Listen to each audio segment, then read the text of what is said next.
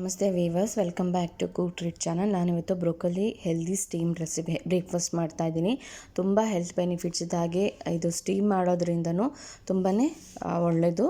So ಇದು ಬ್ರೇಕ್ಫಾಸ್ಟಿಗೆ ಅಥವಾ ಸ್ನ್ಯಾಕ್ಸಿಗೆಲ್ಲ ತುಂಬ ಚೆನ್ನಾಗಾಗುತ್ತೆ, ಟ್ರೈ ಮಾಡಿ. ನಾನಿಲ್ಲಿ ಬ್ರೋಕೊಲಿನ ಸ್ವಲ್ಪ ಬಾಯ್ಲ್ ಮಾಡಿಕೊಂಡು ಚೆನ್ನಾಗಿ ಸ್ಟೇನ್ ಆದಮೇಲೆ ಅದನ್ನ ಸಣ್ಣದಾಗಿ ಕಟ್ ಮಾಡ್ಕೊತಾ ಇದ್ದೀನಿ. ಸೊ ನೋಡ್ತಿದ್ದೀರಾ, ತುಂಬ ಸಣ್ಣದಾಗಿ ಕಟ್ ಮಾಡ್ಕೊತಿರೋದು. ಆ್ಯಂಡ್ ಇದರಲ್ಲಿ ತುಂಬ ಹೆಲ್ತ್ ಬೆನಿಫಿಟ್ಸ್ ಇದೆ.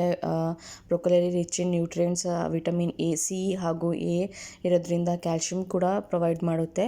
ಸೊ ಇದಕ್ಕೆ ನನಗೆ ಒಂದು ಸಣ್ಣ ಈರುಳ್ಳಿನ ಸಣ್ಣದಾಗಿ ಕಟ್ ಮಾಡಿ ಹಾಕ್ಕೊಂಡಿದ್ದೀನಿ. ಹಾಗೆ ಒಂದೆರಡು ಹಸಿಮೆಣ್ಸಿನ್ಕಾಯಿ, ಸ್ವಲ್ಪ ಕೊತ್ತಂಬರಿ ಸೊಪ್ಪನ್ನು ಕೂಡ ಆ್ಯಡ್ ಮಾಡಿದ್ದೀನಿ. ಖಾರ ಜಾಸ್ತಿ ಬೇಕು ಅಂತಂದರೆ ಹಸಿಮೆಣ್ಸಿನ್ಕಾಯಿ ಜಾಸ್ತಿ ಯೂಸ್ ಮಾಡಿ. ಆ್ಯಂಡ್ ಸ್ವಲ್ಪ ಶುಂಠಿ ಹಾಗೂ ಒಂದು ಸ್ವಲ್ಪ ಬೆಳ್ಳುಳ್ಳಿನ ಕೂಡ ಸಣ್ಣದಾಗಿ ಕಟ್ ಮಾಡಿ ಹಾಕ್ಕೊಂಡಿದ್ದೀನಿ. ಒಂದು ಅರ್ಧ ಕ್ಯಾರೆಟ್. ಹಾಗೆ ನಿಮಗೆ ಜಾಸ್ತಿ ವೆಜಿಟೇಬಲ್ಸ್ ಬೇಕಂದರೆ ಹಾಕೋಬೋದು, ಪೊಟೇಟೊ ಅಥವಾ ಕಾರ್ನ್. ನಾನಿಲ್ಲಿ ಇಷ್ಟೇ ವೆಜಿಟೇಬಲ್ ಮಾಡ್ತಾಯಿದ್ದೀನಿ. ಸ್ವಲ್ಪ ಉಪ್ಪು ಕೂಡ ಹಾಕೋತಾ ಇದ್ದೀನಿ. ಸೊ ಈಗ ಸ್ವಲ್ಪ ಚಿಲ್ಲಿ ಫ್ಲೇಕ್ಸ್, ಇದೇನು ಖಾರ ಇರಲ್ಲ, ಚಿಲ್ಲಿ ಫ್ಲೇಕ್ಸ್. ಸೊ ಇಷ್ಟನ್ನೆಲ್ಲ ಹಾಕಿ ಮಿಕ್ಸ್ ಮಾಡ್ಕೊಳ್ಳಿ. ಹಾಗೆ ಜೀರಿಗೆ ಪುಡಿನ ಹಾಕ್ಕೋತಿದ್ದೀನಿ.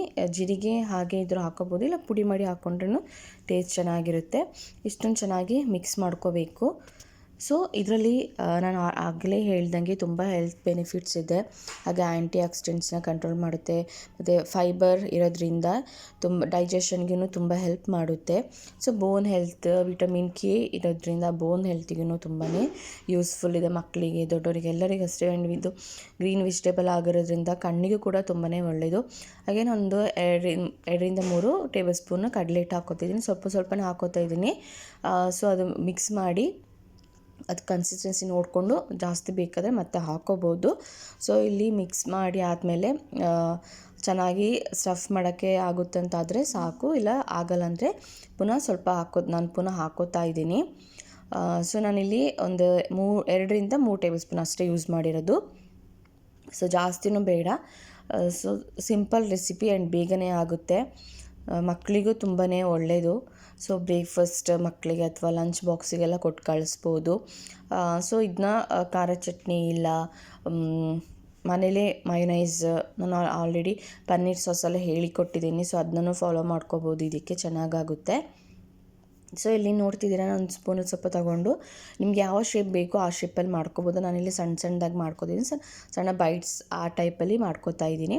ಸೊ ಈ ಥರ ಮಾಡಿದಾಗ ಶೇಪ್ ಅದು ನಿಲ್ಲಬೇಕು, ಆಗ ಅಷ್ಟು ಕಡಲೆ ಹಿಟ್ಟು ಹಾಕಿದರೆ ಸಾಕು, ಜಾಸ್ತಿ ಬೇಡ. ಸೊ ಇಲ್ಲಿ ನೋಡ್ತೀವಿ, ಒಂದೊಂದೇ ಮಾಡಿಕೊಂಡು ಅಷ್ಟೊತ್ತಿಗೆ ಸ್ವಲ್ಪ ಸ್ಟೀಮ್ ಮಾಡ್ಕೊಳ್ಳೋಕ್ಕೆ ನೀರನ್ನ ಕಾಯಿಸಿಟ್ಕೋಬೇಕು. ಆ್ಯಂಡ್ ಸ್ಟೀಮ್ ವೆಸಲ್ಗೆ ಸ್ವಲ್ಪ ತುಪ್ಪ ಅಥವಾ ಎಣ್ಣೆನ ಚೆನ್ನಾಗಿ ಇದು ಮಾಡಿ ಇಟ್ಕೊಳ್ಳಿ.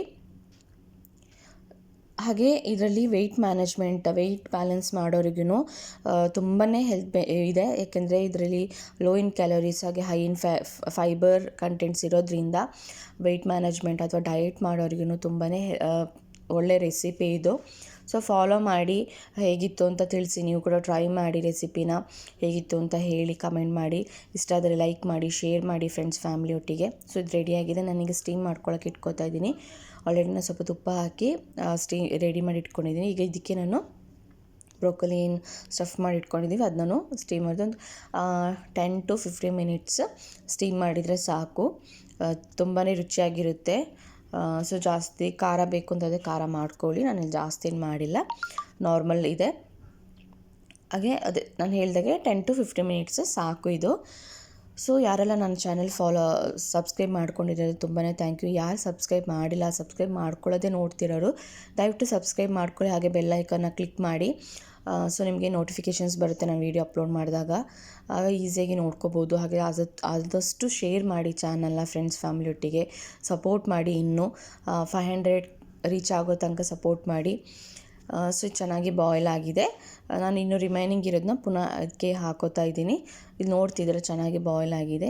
ಸೊ ಈಗ ಇದೆಲ್ಲ ಬಾಯ್ಲ್ ಆದಮೇಲೆ ಒಂದು ಪ್ಯಾನಲ್ಲಿ ಸ್ವಲ್ಪ ಎಣ್ಣೆ ಹಾಕ್ಬಿಟ್ಟು ಸ್ವಲ್ಪ ಜೀರಿಗೆನ ಹಾಕಿ ಸ್ಟೀಮ್ ಆಗಿರೋಂಥ ಬ್ರೋಕೊಲಿ ಬೈಟ್ಸ್ನ ಇದಕ್ಕೆ ನಾನು ಹಾಕೋತಾ ಇದ್ದೀನಿ. ಜೀರಿಗೆ ಬೇಕಂದರೆ ಹಾಕೋಬೋದು, ಇಲ್ಲಾಂದರೆ ಸ್ಕಿಪ್ ಮಾಡಿ ನಾನು ಹಾಕೋತಿದ್ದೀನಿ. ಎಲ್ಲನೂ ಈ ಥರ ಹಾಕ್ಕೊಂಡು ಜಸ್ಟ್ ಹಾಗೆ ಲೈಟಾಗಿ ಸ್ವಲ್ಪ ಒಂದು 2 to 3 ಮಿನಿಟ್ಸ್ ಫ್ರೈ ಮಾಡಿದರೆ ಸಾಕು. ಹಾಗೆ ಸ್ವಲ್ಪ ಅಷ್ಟೇ, ಅದು ಸ್ವಲ್ಪ ಮೇಲೆ ಸ್ವಲ್ಪ ಬ್ರೌನ್ ಕಲರ್ ಆಗಲಿ ಅಂತ ಅಷ್ಟೇ. ಆ್ಯಂಡ್ ಸ್ವಲ್ಪ ತಿಕ್ಕಾಗೂ ಇರುತ್ತೆ, ಹಾಗಾಗಿ ಚೆನ್ನಾಗಿ ಫ್ರೈ ಮಾಡ್ಕೋಬೇಕು. ಇದರ ಮೇಲೆ ನಾವು ಸ್ವಲ್ಪ ಬಿಳಿ ಎಳ್ಳು ಕೂಡ ಆ್ಯಡ್ ಮಾಡ್ತಾಯಿದ್ದೀನಿ. ಆಪ್ಷನಲ್, ಬೇಕಂದರೆ ಯೂಸ್ ಮಾಡಿ, ಇಲ್ಲಾಂದರೆ ಬೇಡ. ಸ್ವಲ್ಪ ಹಾಗೆ ಇದು ಮಾಡ್ಕೊಳ್ಳಿ, ಜಾಸ್ತಿ ಸ್ಪೂನಲ್ಲಿ ಏನು ಸ್ಟಿರ್ ಮಾಡೋಕ್ಕೆ ಹೋಗಬೇಡಿ, ಹಾಗೆ ಇದು ಮಾಡ್ಕೊಳತ್ತೆ. ಈಗ ನಾನು ಇದಕ್ಕೆ ಜಸ್ಟ್ ಹಾಗೆ ಒಂದು ಸಾಸ್ ಟೈಪ್ ರೆಡಿ ಮಾಡ್ಕೊತೀನಿ. ಒಂದು 2 ಟೇಬಲ್ ಸ್ಪೂನ್ನ ಮೊಸರು ಹಾಕ್ಕೋತಾ ಇದ್ದೀನಿ, ಗಟ್ಟಿ ಮೊಸರು.